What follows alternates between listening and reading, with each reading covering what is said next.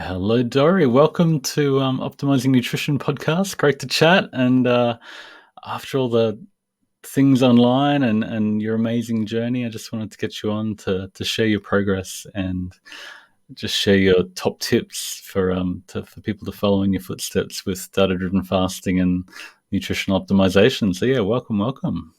Well, thank you very much for having me, Marty. It's All the way great. from India. Yes, I've been here 28 years next month, but Wow, I'm a from Canada, Canadian. Yeah. Canada originally, yeah, and no massive deluge today. No, the weather's actually good, so we're fortunate. That's cool. That's nice. Yeah, so I'll share the screen here with your amazing transformation, and it's been a long journey back from 2016 when you started. You said logging on your Fitbit, and the other day you sort of popped up with, "I'm finally under the, healthy BMI," and finally arrived at a weight and place you're comfortable with. So it must have been a fantastic journey and really exciting to get to that point. Well, yes, Fitbit has been 6 years journey, but actually Wow. I've been overweight probably more than 20 years. Wow. But initially, my weight problem started with me being underweight, which Wow. is really bizarre. Um, I moved to India when I was 4 months pregnant with my daughter, and I was at a good, healthy weight. And I even ended the pregnancy not too heavy, probably being in India. I didn't like Indian food at first, so I didn't eat too much.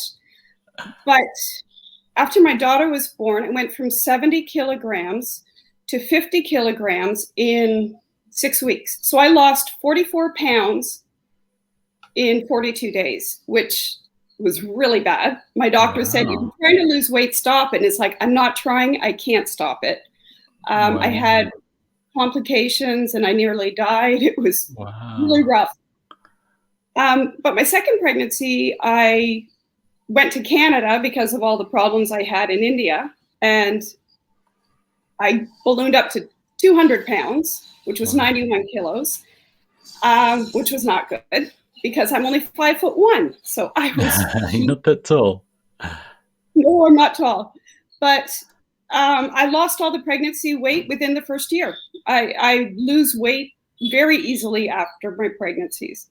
But then I wanted to get healthier, and I sort of started following the Canada Health Food Guide. Yeah, we That had was, some of your favorite charts up for you to talk through. These were your inspiration, were they? well, I decided that, I wanted to be healthier. So I literally tried to follow that. And, the one I got in high school was the one on the right. And that said, have 3 to 5 servings of grains a day. Well, then they updated it and said have 5 to, was it 9 servings of grains a day? So I just kept eating more and more grains, and I was trying to get healthier and less fat, and getting fatter and fatter. It did not work for me. Wasn't working I'm sad out. to say, no. So I tried other things. I tried calorie counting because my weight would start to go up and down, and I tried calorie counting, which is great if you like eating chocolate because then you just don't eat anything else, and you eat chocolate and you get your calories in, but you don't feel great. No. Uh, so that didn't work. I tried orlistat, which I don't recommend. And if anybody wants to know how bad it is, look it up. Yeah, Uh, yeah. Some of the symptoms and complications are quite interesting. I think, yeah. yeah, I was fortunate. Clean I didn't. underwear for most people every day, but I understand you didn't have those problems. But No, I yeah, didn't. basically make sure your gut doesn't absorb any fat, so it goes straight out the other end, which is not always a good thing. Well, it probably didn't give me any side effects because I was already on a low-fat diet. I think I was just eating carbohydrates, Wow. so it didn't do anything. I didn't lose weight either. um, then I did try something about more than 10 years ago that changed my life, and that was Atkins. Yep. There was something about Atkins that made me feel better than I'd ever felt in my whole life. Wow. Almost 10 years before I did Atkins, I was diagnosed with idiopathic arthritis The doctors could very clearly see that I had swollen joints, but the test didn't reveal why. When I did Atkins, I was suddenly able to hold on to things. I mean, I have thumbs that I couldn't hold on to anything. If I pulled a glass bottle out of the fridge, I almost invariably dropped it on the floor. I couldn't hold on to anything. You didn't have the strength, the grip strength, or? I couldn't, and severe pain. My thumbs, I don't know if you can see. No, you can't see. I can't get the right. But there's something in my thumbs, and on Atkins, it went away. And it took me almost 10 years to figure out it was gluten. I knew there was something about the Atkins diet that my body loved, but I had a feeling it wasn't cutting out the apples. But I knew there was something I cut out that was good for me to cut out. But it actually took me 10 years after Atkins to figure out it was gluten. It was a major gluten intolerance. Major. And the problem How do you go is with the protein? How do you go with the protein-heavy diet in India? The food selections are typically more challenging. Well, the typical Indian diet in South India, where I live, is rice. Right. Most people eat meat once a week if they're not vegetarians. Vegetarians will never eat meat. Some people will never eat eggs. A lot of people will eat meat, but I'm not sure if it's just economics, but they usually only eat meat once a week. Right. And we did that. So I pretty much didn't eat a lot, but when I ate meat. And my body loved it. Yeah. I did have very limited vegetables, but I also had a feeling that my body wanted more vegetables. I ended up quitting Atkins when one day I needed carbs so badly, I went and ate some whole wheat pasta. I hadn't figured out about gluten at this point, but I felt like I would kill somebody for some carbohydrates. It was really bad. And with my mentality, if I fail at a diet, if there are absolute rules and I can't keep them, it doesn't work for me. I don't do good with absolute rules in that way. I like having a little bit of flexibility. That's just the way I'm wired, I guess. Yeah, that's the problem with those absolute diets where there's this on and off and good and bad mentality. As soon as you do one little bad thing, you feel like a complete failure because you violated the group rules that are unique to that group. Right. But, it's much easier to think of things in terms of, here's optimal, here's less optimal, and let's move a little bit more towards optimal, and there's not that constant guilt and failure. Well, yeah, and the thing is, if you tell yourself you're a failure, it actually becomes a self-fulfilling prophecy. You tell yourself, I can't do it, and you know what happens? You can't do it. Because you convinced yourself you can't. You have to have a mindset that, okay, that was not a good thing. Let's just forget about it and move on and make better choices today. And it works great for me when I have that kind of mindset. And then with, I think you mentioned menopause, we're going well until menopause and things all changed and got harder again. But it's such a fascinating rabbit hole, the hormonal changes as we get older and how we have to tweak and change. And it just got worse from there, did it? Well, I was doing Trim Healthy Mama for about 2 years at that point, and Trim Healthy Mama had been working for me, and then it stopped. I went and I got some blood tests done, and I found out I was in menopause. I wasn't 100% sure hormonally where I was at. I was in menopause, and I found out I had prediabetes and a fatty liver. Wow. Trim Healthy Mama is great for what to eat. It's really whole food based, low glycemic, not necessarily low carb. They separate fat and carbohydrates. So your meals are always protein and either carbs or fat, but not both together. Yeah, And that's a really smart play to alternate between the fat and the carbs, one or the other, but not together, because that combination is the our kryptonite that we just can't stop eating. The formula for junk food. no, I mean, Trim Healthy Mama and Marty Kendall agree in almost everything except the frequency of eating. Yeah. Uh, they advocate eating every 3 to 4 hours, and that didn't work for me Mm. because I was pre-diabetic, and when I didn't realize it, it took data-driven fasting for me to find out that when I eat food, it would take many hours for the blood glucose to clear out Mm. of my system. So to keep eating and eating, it just raised my blood sugar more and more. It didn't help me. Mm. Um, but otherwise, Trim Healthy Mama, I still follow Trim Healthy Mama in the what to eat. I still make one of their recipes almost every day. Um, it, it's great. And combining it with data-driven fasting has actually gotten me to a weight I never thought I would see, especially in menopause. You know, I find it so fascinating that I've been spending the last 20 something years trying to get to a healthy weight, and everybody says, it's so much harder in menopause. Well, I found out in fasting in menopause, and 7 months later, I have a healthy BMI. I mean, That's so I've exciting. been crazy in a good way. So we should show people your chart. This is your pre-meal glucose trigger chart since back before May when you joined us, and so Yes. it's just a matter of you know the app gives you a trigger. You just Mm-hmm. wait until you need to refuel, and you can see it just sort of trends down, goes up before each challenge, goes down again, goes up before a challenge, and goes down at the end. But all that time, although really you're waking, your trigger didn't change that much, but just by timing your meals, it really helps find how much you actually need to eat rather than just continuing to eat yourself up and up and up. And I think Trim Healthy Mamas sort of, yeah, really lots of good principles, but I think they're very much inspired by the bodybuilding sort of diet where they carb cycle and the like. And yeah, the 3 hour aspect of that is not great for menopausal women who don't need to eat quite so often and quite so much. So it helps fine tune that. Mm-hmm.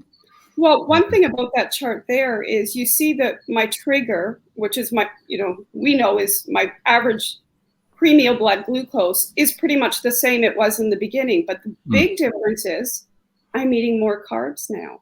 Yeah, we've Um, got I think I've got that chart that shows all your blood glucose during, back from May, and you've got some really high blood sugars, but now you've lost some weight, you've depleted your glucose and emptied your fat stores a whole lot, and then when you eat carbohydrates, it just doesn't go up anymore, does it? no, actually, last week I did something I wouldn't advise. I went crazy on the carbs one meal. It was a low-fat meal. I had black rice, and I decided to have a kiwi for dessert. I ended up having 3 kiwi and 5 dates after the black rice. And I thought, well, this is a really good experiment. I checked my blood sugar after, and it was 82. Wow. Whereas I think it was 3 months ago, 85 grams of pure lentil pasta sent my blood sugar up to 171. Wow. So even though my trigger is the same and my blood sugar looks the same right now, I can eat carbs and my body can deal with them. I'm Yeah. becoming more metabolically flexible. Yeah. So, That's super exciting. And you just don't have, all your fuel tanks aren't full at once. So you can tolerate that little bit of carbs and it gets used up rather than just backing up in the system. mm-hmm. So, what about what you ate? You've sort of changed thinking about what you eat from rather than deprivation and fasting for, you know, days at a time to more, let's give my body what it needs rather than depriving it all the time. Well, when I first started intermittent fasting, I didn't start with DDF. I did start with 16:8 and then 24. 24-hour fast and 36 hours. Then my longest was 72. And it's like you look at the scale after a 72-hour fast and it's come down a bit. Great. You eat, it's back up to where it was before. So it didn't work for me, and it just made me really, really hungry. Mm. One issue I've had living in India is I've faced some serious illnesses. One thing I mentioned was I nearly died after my daughter was born. I've had, malaria and chikungunya and all these Wow. horrible diseases. And every time I came off a disease, I noticed it was nearly impossible to lose weight. Even if I had before, I learned from experience that when your body gets depleted, it doesn't matter how much you restrict, it will actually hold on to weight much more. So one thing I've been doing is I eat so much more now, but it's so much more nourishing. And I've seen my cravings disappear. Yeah. I am a big time sugar addict. And I remember when I was in about grade 4, I went home from school for lunch and I made what I wanted. I made a bowl of icing. I knew how to make a bowl of icing for my mom's favorite dessert, and I ate the icing. My mom came home and found the evidence, and I wasn't allowed to come home for lunch anymore. I had to pack a lunch in the morning so she could make sure it wasn't pure sugar. So one problem I've had all my life is I'll eat sugar until I'm actually in physical pain. Wow. And I think one reason is I think because of the gluten intolerance and the times I've also lost weight, my body didn't digest nutrients very well. And I think even when I ate, I had a very hard time having energy. When I was in school, I was the kid that got picked last every time for sports because everybody knew I was lousy. I had no energy. I couldn't keep up with anyone on a walk. Whereas now my whole diet is whole food. I went 6 weeks in the master class, and I could probably, on one hand, count the things that I ate that were, not whole food. Like it's absolutely incredible just eating real food and digesting it better because I'm cut out the things that my body can't tolerate. And I can't believe how much more energy I have at 50 than I did at 40 or 30 or even 20 or 10. It's absolutely amazing. I've even started working out. At 50. At 50. I do it, but I had so many problems because of the swollen joints. I would get injured very easily. So I'm still a little bit cautious. If I do eat the wrong thing, my joints will swell up. So I have to be very careful with my diet. But I am, and it's actually been completely transformational. I do feel so much better than I ever have. And I mean, it's blowing my mind still. That's super cool. I got a photo here of one of your meals that you shared, and here you are on the leaderboard, which is a really tough competition in our masterclass to optimize nutrition and get to the top of the leaderboard. And just gamification of nutrition and blood sugars is just, it's worked really, really well to give people a goal of here's optimal. It's in that direction. Let's just move in that direction. And, with your blood sugars, it's just, let's go a little bit longer to get your blood sugar to drop. And then you can eat. You need to nourish your body. You don't need to go for 72 hours at a time. So when you're completely hungry, like you said, you get very, very hungry, and you're going to go for the bowl of icing sugar, and, you're not going to make this sort of food choice that's robust and whole food and actually going to nourish your body and help you burn that energy. So yeah, that's super exciting. So what did you have to unlearn about nutrition from the Canadian Food Guide and the like? Well, that's not my enemy. I've sort of gone both ways. I started out thinking fat was the worst thing to eat. And then I sort of started following some keto bloggers trying to control blood sugar. And then maybe fat's the best thing to eat. Yeah. Well, you need it, but you got to be careful. One weird thing I do is I've decided to try not to use processed oils as much as possible. I'm not perfect.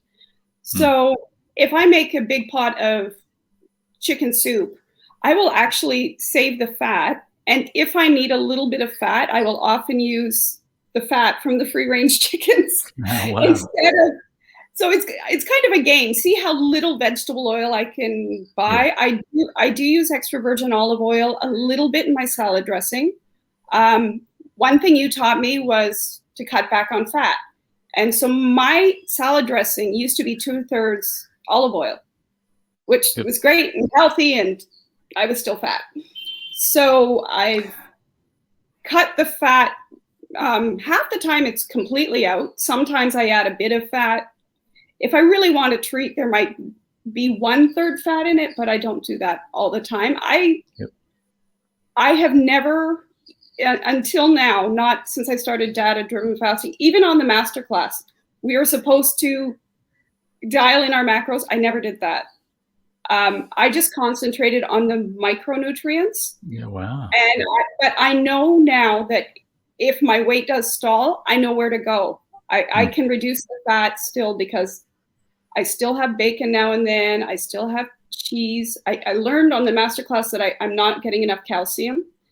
Okay. And there is osteoporosis in my family, which is another reason why it's probably the main reason I want to exercise. I just want to age well. So I do have a strategy if I can't lose the last 10 pounds. And I probably do have about 10 more pounds to go. As of this morning, I've lost 26 pounds since starting data-driven fasting. Wow. But overall, I've lost a lot more. I don't even know where I started anymore. It's just been so mind-blowing. But yeah, the chart where you see, this is where you started, and that little green line is incredibly motivating. That it just keeps you chasing it. Like if I got here, I can keep going, and if I just follow that trend, I can keep on powering down, which is super cool. Yeah, and like you say, nothing wrong with fat if you need the energy, but if you've got plenty of stored body fat, maybe dial back the fat. And yeah, a lot of people, including me, have been on that eat fat to satiety keto sort of thing. More fat is better, and fat's the most satiating thing you can eat. And yeah, the data just doesn't stack up with it. So at the moment, I'm doing a whole bunch of number crunching from all 125,000 days of data from Nutrient Optimizer, which is completely fascinating.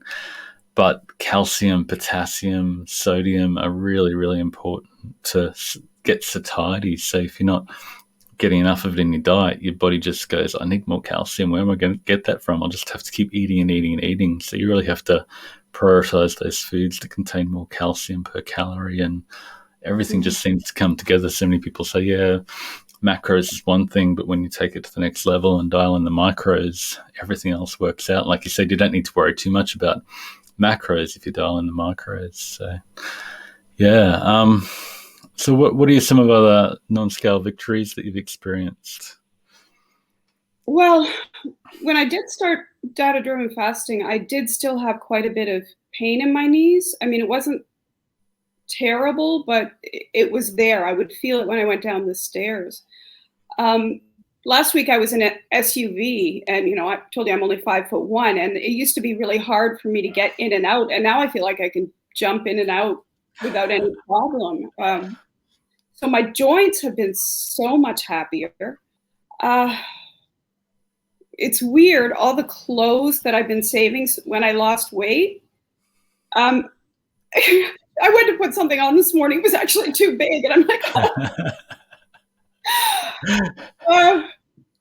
I actually need to go shopping for clothes that kind of fit me. I told you I'm pretty small, so yeah, and I've not been small for a long time, so yeah. And those photos, that's when I started data-driven fasting. I've lost 8.5 inches off my waist. That's huge for 5'1". It is. I loved all the update photos. You were just so excited, and I'm posting another one here, and I've made more progress over the last few weeks. I'm just thrilled with it. So yeah, thank you for all you've done to inspire people and support people and be a moderator. And it's just great when people experience it for themselves. They just jump back in and want to share the journey and support other people on the journey and give back. So yeah, thank you so much for doing that in the group, and it's been a thrill. Any tips you'd give for people starting out on the journey? Well, I think people tend to get discouraged if things don't go the way they expect. I think when I first started fasting, I had the idea that if I fasted long enough, I could eat whatever I wanted and my body would still lose weight. It doesn't work that way.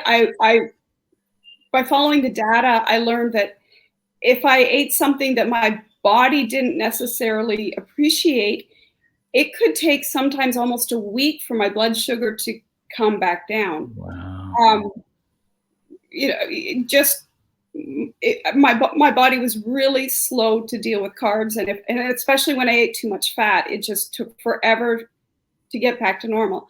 So I think people should not they shouldn't worry too much if at first things don't seem to be working, because there will be a tweak that will help you out. There is probably something that you don't realize is holding you back.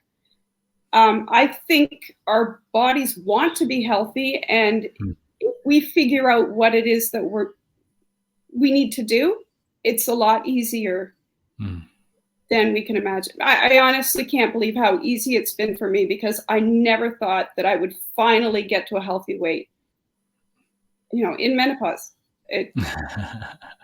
I mean, the thing that drew me to DDF was Dorrie, who's also Trim Healthy Mama. She had shared in the intermittent fasting group her progress, and I started looking at all the videos that you have online interviewing these different women, and a lot of them in menopause, and the amount of weight they lost was amazing. It completely shocked me. So I don't think there's anything we can't overcome. We just have to find out the tweak, and it can take a bit of work and it can take a bit of patience. So we should never give up. And the other thing is never have an all or nothing mindset. Don't think, oh, I messed up and it's not going to work for me, and just give up. You have to think, okay, I'll do better tomorrow. And then if you mess up again tomorrow, you keep getting better and better. I mean, just last month, I went on an all-out sugar binge. It was my husband's birthday. I didn't sleep well the night before. Somebody brought a bunch of chocolate to the house, and I took a non-sedating antihistamine that I have since figured out every time I take it, I grab carbohydrates like crazy. Twice in the master class, I went on carb binges, and both times I had taken the medication. Wow. So you just kind of sometimes you have to track everything to really. It must drop your blood sugars, and then you feel really hungry for carbohydrates to bring it back up. I don't know if it was the sugar. It just makes me so tired. The weird thing about this non-sedating antihistamine is in Canada, it's labeled non-drowsy. In India, when the doctors prescribe it, they tell you it's going to make you sleep. I actually bought it in Canada thinking there must be some difference in the medication, because whenever you take it in India, you can't stay awake. Well, even the Canadian version, which in Canada I didn't have problems with, I think there's something actually about the climate that changes how we metabolize the drug. And I have friends that believe this too, because even if you bring the Canadian drug to India, you can't stay awake.